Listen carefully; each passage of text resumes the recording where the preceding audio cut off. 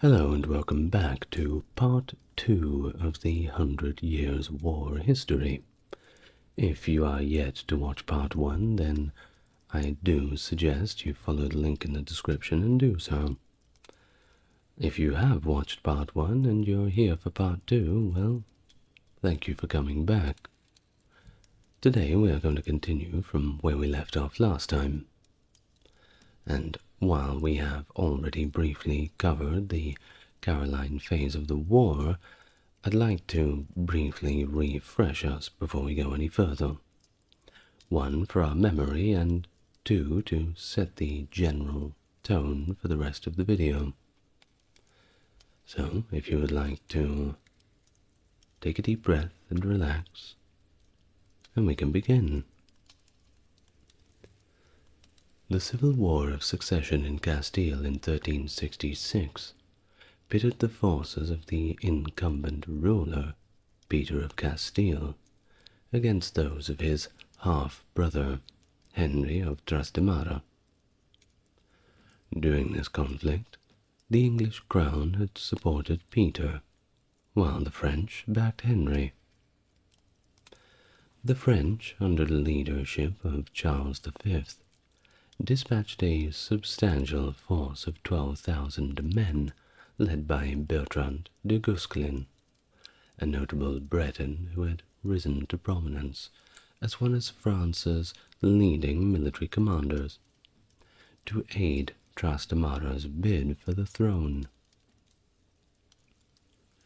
Peter sought assistance from the Black Prince, ruler of Aquitaine, and a key English figure, who initially hesitated due to concerns over the implications of the Treaty of Bretigny. Eventually, acting more so in his capacity as the ruler of Aquitaine rather than a representative of England, the Black Prince intervened. He led an Anglo-Gascon force into Castile, successfully restoring Peter to power after defeating Trastamara's forces at the Battle of Najera. Well, despite the victory, the Castilians reneged on their financial agreements with the Black Prince, who was already having enough of a hard time. He was struggling with poor health. Upon his return to Aquitaine, the prince attempted to recoup his losses by imposing a hearth tax. This move was met with resistance, particularly from Arnaud Armagnac VIII, the Lord of Albret, who had supported the prince in the Castilian campaign but grew increasingly discontented with the influx of English administrators in the region of Aquitaine. Albret, along with other Gascon lords, flatly refused to pay the tax, and ran straight over to Charles V's side on the French side of things to get his support. In response, Charles V summoned the Gascon lords and the Black Prince to his high court in Paris to try to mediate and resolve this dispute. The Black Prince's defiant response had hinted at military actions. He had basically said, yeah, I'll show up, and I'll bring a few thousand men with me and mop the floor with you. This, of course, did not ease tensions. In fact, it led to the resumption of the war. Edward III subsequently reclaimed his title as King of France, but by the end of 1369, Aquitaine was engulfed in another revolt, largely spurred by Charles V's declaration that all English possessions in France were now forfeit. Meanwhile, Henry of Trastamara seized the opportunity to launch a second invasion of Castile, with the Black Prince no longer present to defend Peter. This culminated in the Battle of Montiel in the March of 1369, where Peter was killed, effectively ending his rule and allowing Henry to assume complete control. The new Castilian regime aligned itself with France, providing naval support that was instrumental in the French victory over the English fleet at the Battle of La Rochelle in 1362, marking a significant shift in the naval power dynamic, as the British, before this battle, had already won significant naval victories and effectively controlled the English Channel. Well, after La Rochelle, that changed. In the August of 1373, John of Gaunt, together with John de Montfort, the Duke of Brittany, embarked on a military campaign from Calais, commanding a force of over 9,000 men. This operation, a typical chevauchée, which was kind of like a raid essentially, initially was met with very little resistance, as French forces were way too dispersed and spread out to effectively counter the English movements. In some areas, there were simply no French soldiers at all, and the English just walked right in like they owned the place. In fact, if you ask them, they did own the place. Well, however, as the English army went further south, this was not the case. The French began to gather their forces and adopted a strategy of avoiding direct engagement, specifically under the directives of Charles V. No, instead they targeted smaller detachments of the English army that had become separated from the main group, either for raiding or foraging for food.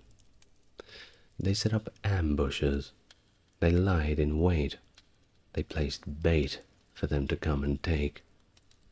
You would find the French hiding in little farmhouses, waiting for the English to come and pick the food out of the fields. Out would come the French to, well, do whatever they needed to do. Well, this tactic of shadowing and harassment culminated in October of that same year, 1373, when the English found themselves completely surrounded and cornered against the river Allier by 4 different converging French armies. Managing to cross at the bridge at Moulins, the English, however, suffered significant losses. And it wasn't just losses in terms of manpower. All their baggage and everything they had looted was gone. The French just simply took it all back. The dire situation for the English continued and continued to worsen as they moved across the harsh terrain of the Limousin Plateau, facing increasingly severe weather conditions. Thus, the army suffered substantial losses, both human and equine, with many soldiers compelled to abandon their armor and march on foot due to the exhaustion and death of their horses. In fact, food became so scarce that they would choose between transport and a meal. The poor old horses, well, I can't feel too sorry for them. Horse is pretty nice, actually. I've been to Kyoto, don't worry. Well, by December, the remnants of Gaunt's army had reached the relative safety of English-controlled Gascony, and ultimately arrived in Bordeaux, albeit in a state of utter destitution, having lost more than half of the 30,000 horses they had initially set out with. So, more or less, this whole ordeal, though it started out pretty well, quite promising, it ended up being a gigantic waste of time, with a lot of dead men and a lot of dead horses, albeit most likely very tasty ones. Well, the deteriorating health of the Black Prince saw him return to England in early 1371 amidst the declining health of his father. The Black Prince's condition worsened, leading to his death on 8th of June 1376. His father passed the following year, on June 21st, 1377, and the crown passed to the Black Prince's young second son, Richard II, who was only 10 years old at the time, as Edward of Angoulême, his first son, had already passed away.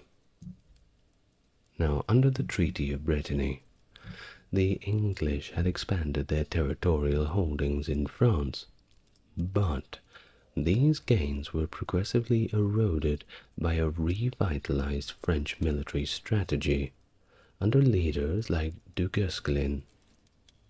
By 1380, England's possession in France had been reduced to Calais and a few other minor ports. Richard II's succession at such a young age meant that no regent was appointed. Instead, governance was managed by successive councils, a structure preferred to a potential regency under Joan of Gaunt, who it was pretty obvious to anybody who had been in a 5-foot radius of him, he was very much eyeing off the throne for himself. Well, Richard's reign was marked by significant internal challenges.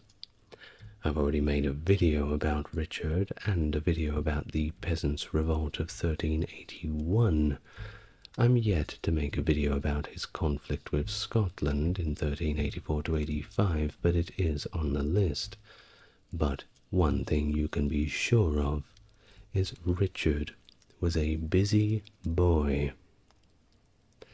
His fiscal policies, particularly the levies imposed to fund military endeavors and fortify Calais, contributed to the growing discontent with his rule.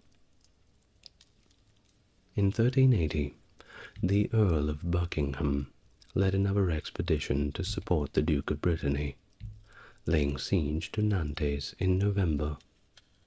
However, the lack of expected support from the Duke of Brittany and severe attrition forced Buckingham to lift the siege by January 1381, with Brittany compensating him quite nicely to withdraw. Well, it was around this time, 1380, the death of Charles and du Guesclin left France without its strategic leadership, and of course the young Charles VI ascended to the French throne. The governance of France was managed by his uncles during a regency, continuing the war effort against England, but hampered by quite a bit of internal strife and financial constraints. In 1386, Philip II of Burgundy failed attempt to invade England, highlighted the ongoing financial and logistical challenge that France was facing, exacerbated by failed tax levies and widespread resistance from the populace. Indeed, to fund the wars of aggression, they decided to tell the people, we're going to tax you and take more of your money. The people did not like this, and they got very angry. Seeing how angry the people were, the government changed their mind. Crazy how that works, isn't it? Well, this period saw both nations engaging in more proxy wars, such as the conflict in Portugal from 1383 to 1385. And while wars were still going on, this reflected a broader slowdown in the pace of the Hundred Years' War, at least between France and Britain, and it led to the period between 1389 and 1415, which is referred to as the Second Peace. Now, the Hundred Years' War, already deeply unpopular due to the heavy taxes levied for its funding, further fueled discontent among the English populace, culminating in the Peasants' Revolt of 1381. The revolt was partly motivated by the financial strain by the ongoing war efforts. Richard II, who ascended the throne as a child, displayed very little interest in war. Really, he preferred instead to focus on the consolidation of power around his own court and favoring his close friends and advisors. This approach, of course, alienated many, including powerful lords within his realm, who thought that having a ruler who didn't want to fight everyone next to him was a little bit of a strange idea. Well, by 1388, an influential group of nobles, known as the Lords Appellant, frustrated with Richard's governance and his circle, seized control of the government for themselves. They managed to charge 5 of Richard's closest associates with treason during the so-called merciless Parliament. Although they took control of the council, the Lords Appellant struggled to muster the necessary financial support to rekindle the war efforts in France. The tide turned for Richard in the year 1389, following the return of his uncle, Joan of Gaunt, from Spain. With Gaunt's support, Richard was able to gradually restore his authority, little by little clawing back the power he used to have. Well, by 1397, some 8 years later, he felt sufficiently strong enough to strike back against the Lords Appellant, effectively neutralizing the main threats to his power.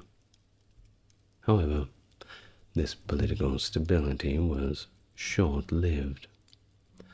Following John of Gaunt's death in 1399, Richard disinherited Gaunt's son, Henry of Bolingbroke, who then returned from exile, quickly gathered support, and ultimately deposed Richard, declaring himself Henry IV. Well, all of this internal turmoil in England, it had repercussions beyond its own borders, that is for sure. Some good, some bad, depending on who you ask. In Scotland, the instability invited frequent border raids, prompting military responses that culminated in the Battle of Homildon Hill in 1402. Disputes over the division of spoils from this battle ignited a fierce conflict between Henry IV and Henry Percy, the first Earl of Northumberland, leading to the near destruction of the Percy family by the year 1408.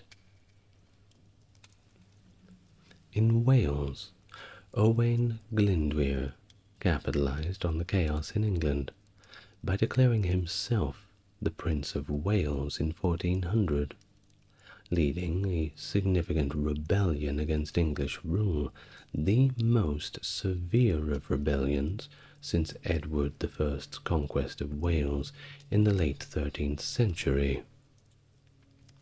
In 1405, Glyndwr formed alliances with France and Castile, leading a combined Franco-Welsh force deep into England, while Spanish forces conducted their own coastal raids. Despite the initial successes, the Glyndwr Rising was eventually quelled by 1415, though it did temporarily restore a degree of Welsh independence. And to this day, if you ask any Welshman about it, they'll tell you, at least any Welshman who's ever opened a book and is literate. It certainly left a lasting legacy on Welsh nationalism. Now, the mental breakdown of Charles VI in 1392 plunged France into a period of regency, dominated initially by his uncles and later by his brother, Louis of Valois, the Duke of Orleans. The politics in France had become increasingly chaotic, as a power struggle ensued between the Duke of Orleans and Philip the Bold. That's B-O-L-D, not B-A-L-D, by the way. He was the Duke of Burgundy. Upon Philip's death, his son, John the Fearless, inherited the conflict, but found himself at a bit of a political disadvantage due to his more distant relation to the king. In a drastic move, John orchestrated the assassination of Louis of Orleans, an act that quickly exposed his involvement and shifted political power to the Armagnac family, who were adversaries of the Burgundians. By 1410, the internal conflicts in France had escalated into a full-scale civil war, with both Burgundian and Armagnac factions seeking English support to gain an advantage. This ongoing strife culminated in the capture of Paris by the Burgundians in 1418, an event marked by the brutal massacre of the Count of Armagnac and thousands of his followers by a crazed mob within the city. During this period, England was not free from conflict either, as it faced significant destruction from pirate raids that impacted both trade and naval operations. Under Henry IV, England resorted to state-sanctioned privateering as a means of conducting warfare on the seas, indirectly applying pressure on its adversaries. This strategy was reciprocated by the French, who, under Scottish protection, launched similar raids against English coastal towns. These raids, combined with domestic and dynastic issues, confronting both England and France, led to a lull in direct military conflict between the two nations for about a decade. Upon the death of Henry IV in 1413, his son, Henry V, ascended to the English throne. Meanwhile, in France, the ongoing mental illness of Charles VI meant that governance was effectively in the hands of the royal princes, whose rivalries only deepened the divisions within the country, as they were all kind of just waiting for Charles to go away, and however they were going to make that happen, well, that wasn't important. Well, in 1414, Henry V received ambassadors from the Burgundian faction at his court in Leicester. He also sent envoys to the French court with demands for territorial concessions and the marriage to Catherine of Valois, Charles VI's daughter. In August of 1415, King Henry V of England embarked on a significant campaign by sailing to France with a force of approximately 10,500 men. His initial target was the port city of Harfleur, which capitulated after a prolonged siege on September the 22nd, The extended resistance at Harfleur consumed much of the campaign season, forcing Henry to adjust his strategy. Instead of marching directly on Paris, he opted for a raiding expedition across France towards the English-held Calais. During this maneuver, reminiscent of earlier English campaigns such as Crécy, Henry's forces found themselves outnumbered and completely depleted of supplies, compelling them to engage a considerably larger French army at the Battle of Agincourt. Despite the numerical disadvantage and the logistical issues, the English achieved a decisive victory. The French suffered a catastrophic defeat, with a significant portion of their nobility, about 40%, killed in the battle. Concerned about the security risk posed by a large number of French prisoners who outnumbered his own troops, Henry just decided to execute them all. I mean, that solves the problem, technically. Well, the successful English campaign continued with the capture of major Norman cities, including Caen in 1417 and Rouen in 1419, effectively bringing Normandy under English control for the first time in 2 centuries. Well, things shifted again with the assassination of John the Fearless, Duke of Burgundy, in 1419, leading to an alliance between Henry V and the Burgundian faction. This culminated in the Treaty of Troyes in 1420, where Henry married Catherine of Valois, the daughter of King Charles VI of France. Well, also, yes, she was 6 years old at the time of the wedding, but this is somewhat more elaborated on in my video about Richard II. I'm not going to harp on about it here, because every time Richard II comes up, they always call him a PDF file. Well, maybe he was, but maybe you should just watch the Richard II video. Well, this Treaty of Troyes, stipulated that Henry's heirs would inherit the French throne, and Dauphin Charles VII was declared illegitimate. Henry's military endeavors continued with the siege of Meaux in October of 1421, which proved challenging and extended over 7 long months, before the town finally surrendered in the May of 1422. It was around this time where Henry's health began to deteriorate, and he passed away on August 31st, 1422, in the royal castle at Vincennes.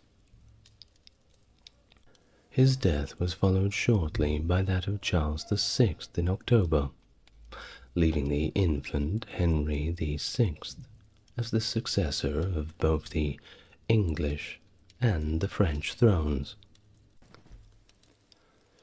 Well, Henry's death marked a pretty critical moment, with the Duke of Bedford appointed to oversee English territories in France. The subsequent military campaigns, particularly the Battle of Verneuil in 1424, showcased the continued effectiveness of English archers and led to significant victories that bolstered English positions in France. Of course, Joan of Arc's arrival at the Siege of Orleans in 1429 marked yet another turning point in the 100 Years' War, revitalizing the French morale and shifting the momentum against the English. The English had besieged Orleans since 1428, but lacked the forces to completely encircle the city. Joan, asserting divine guidance and a fervent belief in the Dauphin's rightful kingship, bolstered the French resolve, and led a spirited offensive that compelled the English to abandon the siege. Once again, if you want a lot more detail, full video on Joan of Arc, medieval playlist. Now, following the lifting of the siege, Joan's influence spurred the French to seize several key English strongholds along the banks of the Loire River. The reinvigorated French forces then pursued the English, culminating in the Battle of Poitiers in 1429. It was at Poitiers that French cavalry decisively breached the English longbowmen's defences, leading to a catastrophic English defeat, where they lost over 2,000 men, and John Talbot, the first Earl of Shrewsbury, was captured. The victory paved the way for Dauphin's procession to Reims, where he was crowned Charles VII on July 16th, 1429. Despite this resurgence, the French still faced setbacks, such as the unsuccessful siege of Paris in September 1429, after which Charles retreated back to the Loire Valley. Amidst these events, Henry VI of England was crowned king in 1429, and also crowned King of France in 1431 in the occupied Paris. However, the English position in France weakened further when Joan of Arc was captured by Burgundian forces at Compiègne in 1430, and subsequently handed over to the English. She was tried and executed in 1431, but was posthumously pardoned in 1456. The English war effort suffered after Joan's death, particularly following the Congress of Arras in 1435. This Congress, intended to negotiate peace, faltered due to the very unrealistic English demands. Shortly after, a significant political shift occurred when Philip the Good, the Duke of Burgundy, deserted the English alliance to sign the Treaty of Arras with the newly crowned King Charles VII, effectively returning Paris to French control. Of course, this defection marked a critical loss of English influence in France. Now, the death of John, the Duke of Bedford in 1435, further destabilized English governance, and he was later replaced by Richard Plantagenet, the third Duke of York. During the intermediate periods of truce throughout the 100 Years' War, Charles VII utilized the time effectively to centralize and strengthen the French state. This period allowed for significant reforms in military organization, shifting from traditional feudal levies to a more structured and professional army, which could leverage its numerical superiority much more effectively. Innovations in artillery during this time, catapults, trebuchets, and the like, also meant that the French could conduct sieges with greater efficiency, employing cannons as well to breach castle walls that previously would have withstood prolonged sieges. By 1449, the French had managed to retake Rouen, and momentum continued in their favor. In 1450, at the Battle of Formigny, French forces under the command of the Count of Clermont and Arthur de Richmond, Earl of Richmond, dealt a critical blow to the English. Richmond's timely flank and rear attacks were pivotal, as they came just as the English were close to defeating Clermont's forces. The following year, Charles VII focused on Gascony, the last English stronghold in France.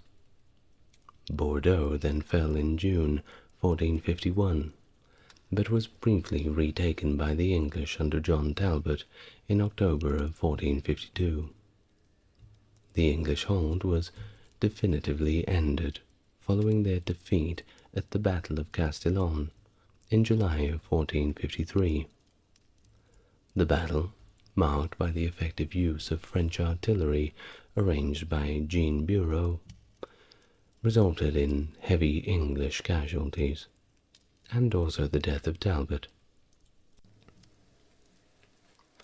Although the Battle of Castillon in 1453 is traditionally and frankly widely considered the endpoint of the Hundred Years' War, the formal state of war between England and France continued until 1475, where they signed the Treaty of Gascony. This treaty, which secured peace by offering Edward IV of England a significant cash sum and even an annual pension, effectively ended English claims to French territories.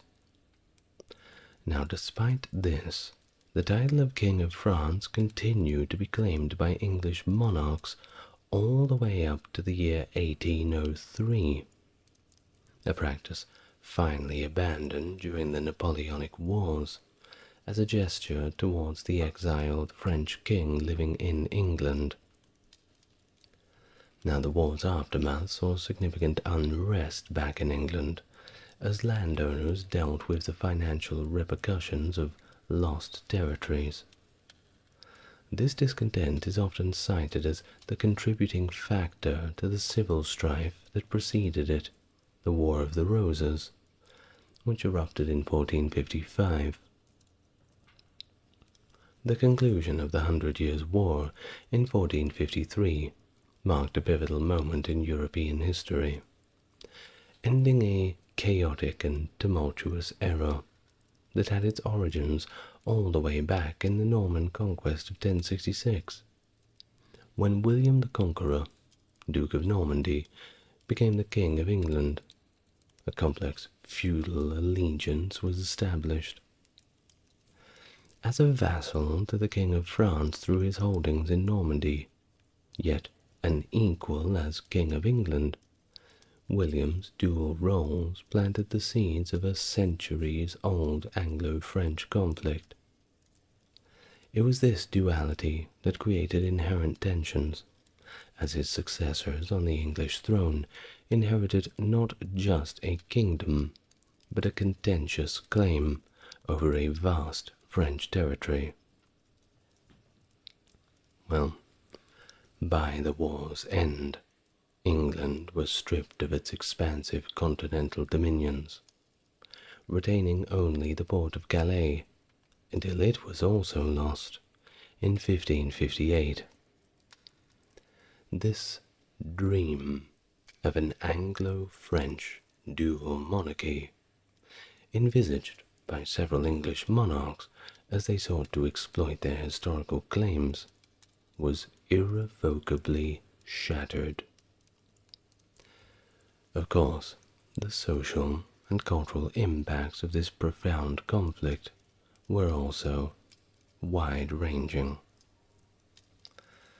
In England, the war fostered a deep-seated antipathy towards all things French. Some things never change, Well, despite this, the Norman conquest of all these earlier times had definitely woven French into the very fabric of English society. In fact, the only reason why I'm speaking the way I speak, and you are understanding me the way you do, is because of the amount of French that was rammed into the English language, whether you like it or not. Well, French was the language of the ruling classes, you see. Also law and high commerce until the mid-14th century, when more proper English began to reassert itself. But you see, by then, English had changed so much. Of course, it didn't help when the plague happened and we had something called the great vowel shift, but, well, once again, a story for another video. Well, by 1385, and that's after the plague, French was no longer used in the educational system, signaling a shift towards linguistic and national identity, albeit they didn't go back to the old ways. The repercussions of the war weren't just limited to territorial and linguistic changes, but they were rather instrumental in reshaping the national identities of both England and France. In France, the devastation wrought by decades of warfare on French soil paradoxically accelerated the centralization of royal power, moving the country towards a more modern state system. The French monarchy thus began to consolidate power, reducing the influence of feudal lords and laying the groundwork for a centralized administrative and military apparatus. Conversely, in England, the political and financial upheaval resulting from the military failures abroad sowed the seeds of internal conflict and led quite directly to the Wars of the Roses. This dynastic civil war from 1455 to 1487 further drained English resources and stability. Just one war after another. In fact, it's been highlighted by modern historians how opposition to the protracted war in France helped mold political culture in England, fostering a growing aversion to military conflicts perceived as contrary to national interests. But then again, who decides what is contrary to national interest? This sentiment became particularly pronounced as the economic and human costs of such wars became deeply apparent, without any corresponding benefits. Further complicating things during this period was the devastating impact of the Black Plague, which drastically reduced populations all across Europe. France saw its population cut in half, with Normandy and Paris experiencing more severe declines. Of course, England, too, suffered significant population loss, ranging from 20 to 33%. The demographic collapse exacerbated the already difficult economic situation, also undermined the feudal order, and strained the resources necessary for prolonged military campaigns.